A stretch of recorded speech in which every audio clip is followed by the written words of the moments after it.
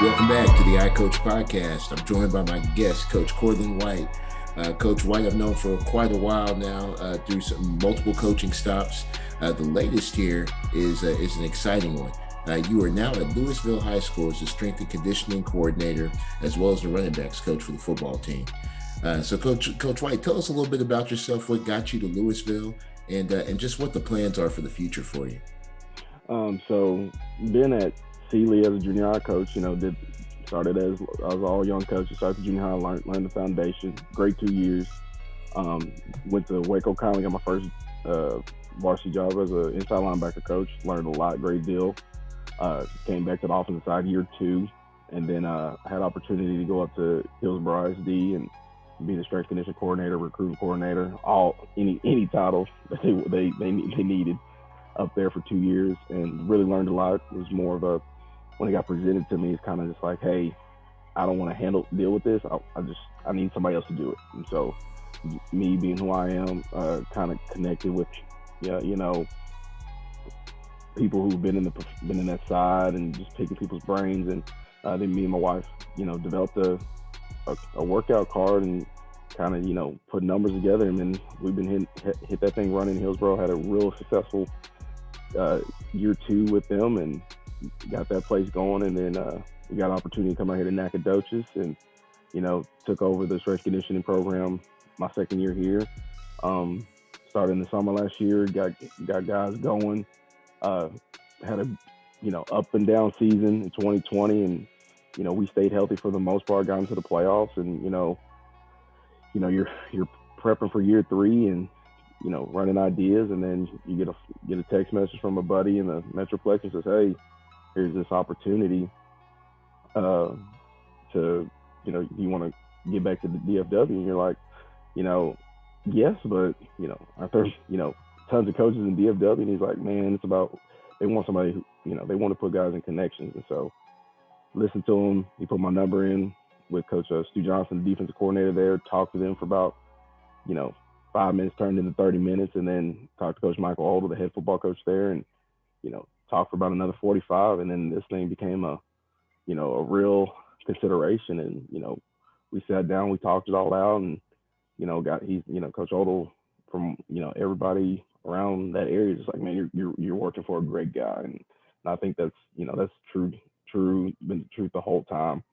And so he's like, man, I need you to get up here and see the facility, see the kids. And so I go on my spring break because they were still in school that week. And man, I mean, just driving into Lewisville High School, the tradition, you walk into the field house, it's just farmer pride, and you just feel the tradition, and you see what the past, the present, and where they want to go into the future.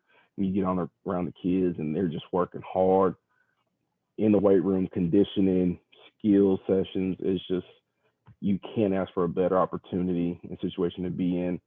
And then when you look at the future, just like we have a special team right now, and you got a special class even coming up. And it's just like, do the little things right, be detailed, but don't get out of yourself, be yourself, and get these kids to where they need to be for the program and their individual accolades.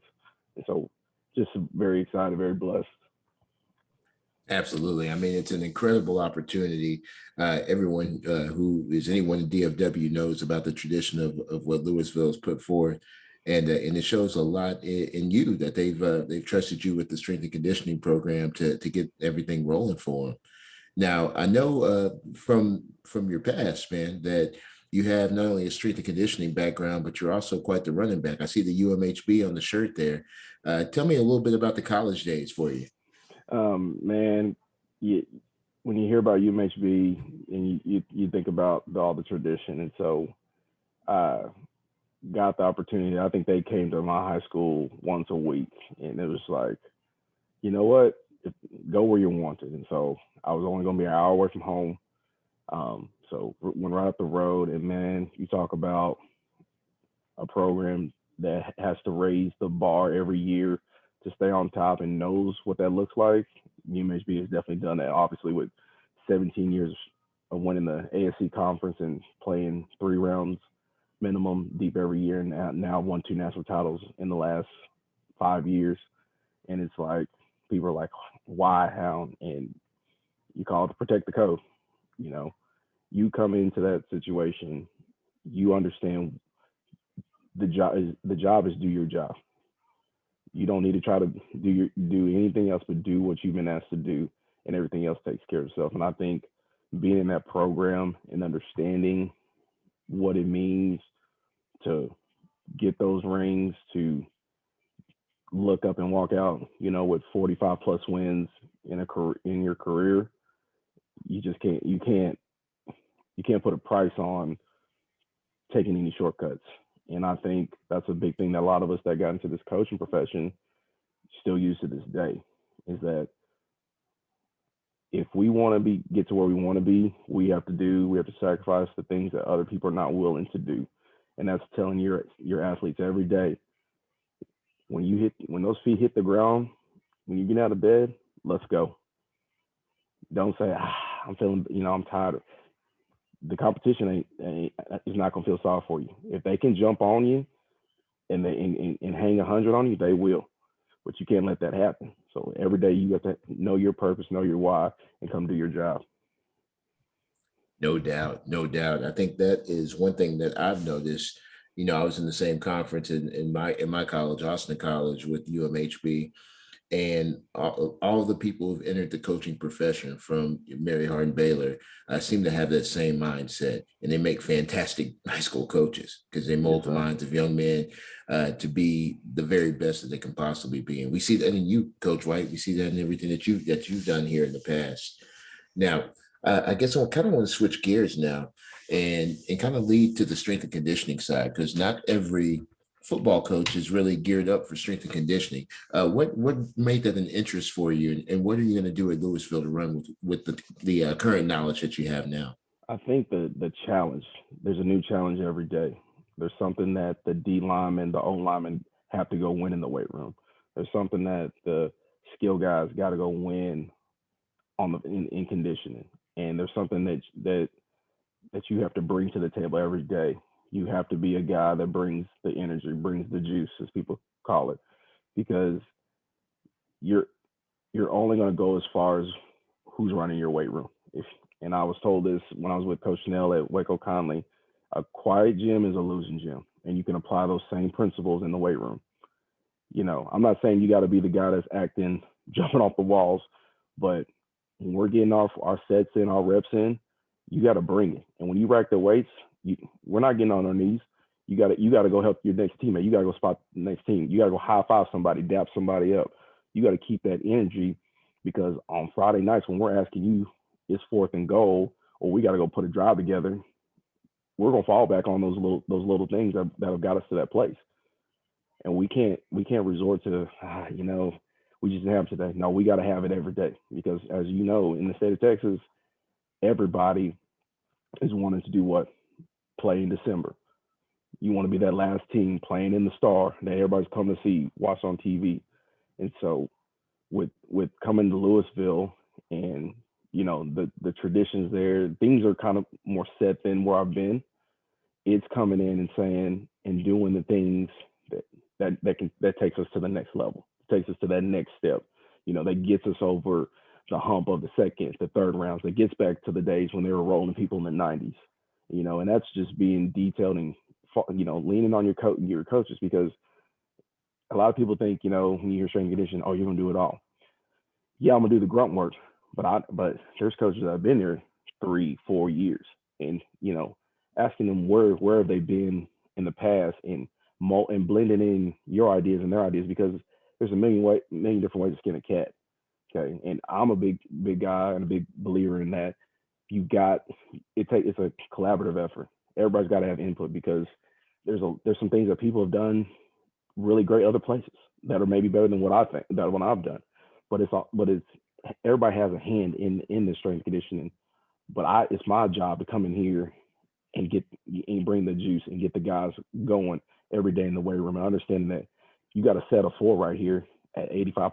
Let's go get it, big boy. Okay. And just bring that dog, everybody would say it's dog, but bring that mentality in the weight room, and just knowing that when you go out on Friday nights, you love the preparation. That Friday nights it's easy. And people say, I can't believe how they both played. I can, because for 4 days straight, they won each day, and they got after it, and they competed with each other. And I love when you compete with guys, and because it only makes each other better. You're only as good as the person next to you. That's it, man. And I think one of the most under practiced skills is the skill of competition. And if you're able to instill that every day in the weight room, you're just giving your team a leg up on the competition, because that's one thing that's under practice, is under tested. We want all of our guys to compete. We say compete, compete, compete, compete. But how do you compete? And that's learned every day going against each other. Yes, sir. Because and that's a one big thing in UMHB.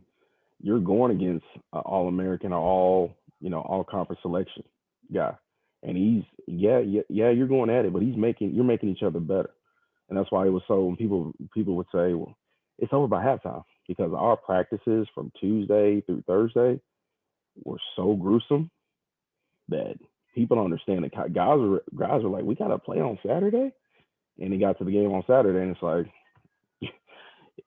this is just another practice for us. Absolutely. And that's I think that sets you apart from everybody else, when your practices are so grueling and so intense, that when you get into an actual game competition, it actually slows down a little bit and you're able Mm-hmm. to see everything that you're going through. Yes, Absolutely. sir. Well, coach, that leads me to the next question here, because we see where you are now. We see the mentality that you carry as a coach. Tell me, who was the biggest influence on you when, either as a player or even as a young coach, who mentored you to get your mindset to the point that it's at right now? I I mean, there's a plethora of coaches that come to mind, but I think my foundations come from my days of watching my aunts and seeing the time, the effort they put in to this profession, and not letting their athletes give up, pushing their kids to reach that PR, to get to that next round, and just seeing the reward success that it brings out in the kids. And then I think being in my 9 years, being at a tradition town like Sealy and working for Coach Holcomb, and seeing kids that are gifted, very gifted for a 4A program, and understanding that, these kids right here, they their approach is different than when I was at Hillsboro, and understanding that every town wants to be great, but at the same time, what are those coaches that were there, and especially like when we were Waco Conley, and we worked hard in the weight room. We went 2-8 the first season, and we had to get in there and we hit the weights 4 days a week in off season, and we turned around and went 5-6 the next year. But understanding that you have to surround yourself with coaches and build your mentality off of what things that you think are good, but also what is your foundation and what have you known in your experiences. And so I think I would say there's plenty of coaches I could do, but my foundation comes from there. Absolutely. You mentioned your aunts. Can you tell a little bit about what they coached, and what part of Texas coaching they were involved in? So I got my Teresa, who's at Deer Park High School. She's probably been there since not the '90s, mid '90s. Hmm. Been very successful year in year out, competes well. I have my other aunt who's at Cameron Yo, which is a household name in 3A. She's been a part of all the state championship runs they had. And I grew up in Rockdale, so that's a rival town. So we understand that they have a lot of pride over there. They take it very seriously every year, and they're expected to do well. And then my last aunt, she's a counselor now, but she coached in Rockdale for years, holds numerous accolades in track and basketball, still there, but got out of coaching right as I got into high school, and so she's been a counselor ever since. So we're Central Texas and Houston right now with those three. Absolutely, absolutely, and it's always funny how the education piece, it's like a bloodline. It runs through your veins. If you're a teacher, you're a teacher, and you know what you're calling. So Yes, that's sir. fantastic, Coach. The last thing I want to ask you, Coach, is more about for your future endeavors. if you can have one thing that you want to bring to Lewisville High School in this new capacity that these kids will remember for years to come, what would it be? That Coach White loved them, and that every day, as much as I harped on them, got after them, that I loved them even more than that, because I think we live in a world, in a society that I don't think kids, and I won't say just young men, but I think young women, they don't hear that word enough times. And because we like, at San Marcos, you deal with kids that come from different backgrounds, and you can get the best out of a kid when they know you care and you true and that you love them. Because who are the first people get called when a kid is having behavior problems? A coach. Why? Because teachers understand who deals with these kids on a daily basis, and we spend hours with these kids. But I hope that kids, and I, when you move places and you still hear from kids from other schools, it's rewarding to know that you impacted them in some way, and they know that you care, and they're willing to still reach out and say, "Hey, congrats, coach. Glad you're still doing well." And just knowing that my time there, that I gave everything to these kids, but they also know that they can still call upon me, and I still care for them and love them. That's everything. It's funny you say that. We just had our day 2 of spring ball and finished up practice, and a receiver hit a wrong route. Now, one of my position group kids laid into him, but at the very end, we called him up and in front of everybody. I coached what was wrong, but I also said this: "I love you, man. We're gonna make this thing okay." And he said, "Yes, sir, we are. We love you too, coach." And at the end of the day, that's what it's all about. You can have all kinds of tough love, but tough love without empathy just leads to rebellion. If you can lead with love, coach with love, still coach them hard and hold them accountable, then I think every kid needs that kind of discipline. So, Coach, I commend you for the way that you approach the game, the way that you approach this great profession of education, and being a coach and understanding the lives that you impact. Yes, One thing I need from you, Coach, man, I need our listeners to know how to connect with you as you've moved on here to DFW. What's the best way to reach you, with Twitter, email, whatever you have? With Twitter is the way of this generation. So most of all of us, like, we all connect. But Coach K White, and then also, email's always open. It's coachkpwhite@gmail.com. Those are the two easiest ways to get a hold of me. Fantastic. Well, Coach White, thank you again for joining iCoach, the podcast. We're powered by VYPE. This will reach nearly everybody in the state of Texas and beyond. So your impact is felt here, but it will be felt for generations. So just keep doing what you're doing. Yes, sir. Appreciate you having me on, man. I know this is a big platform for you. Remember when you first started, and now you're here. So I'm excited for you, man. Yes, sir. Truly a blessing. Coach White, thank you again, sir. Yes, sir.